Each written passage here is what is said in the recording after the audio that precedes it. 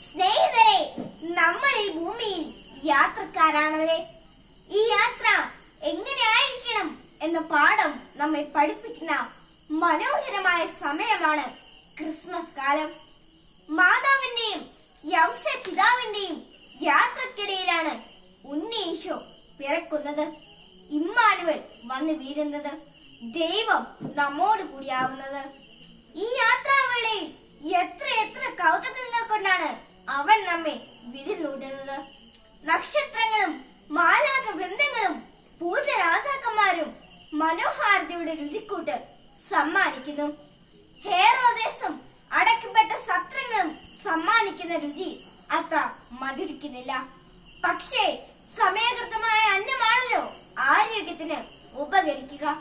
അതുപോലെ ജീവിത വഴിയാത്രയെ വരവേൽക്കുന്ന സമ്മിശ്ര അനുഭവങ്ങൾ നമ്മെ ശക്തരും വിശുദ്ധരുമാക്കാനുള്ള ദൈവ നിശ്ചയങ്ങളായി കണ്ടാൽ സങ്കടങ്ങൾ സങ്കീർത്തനങ്ങളായി മാറും.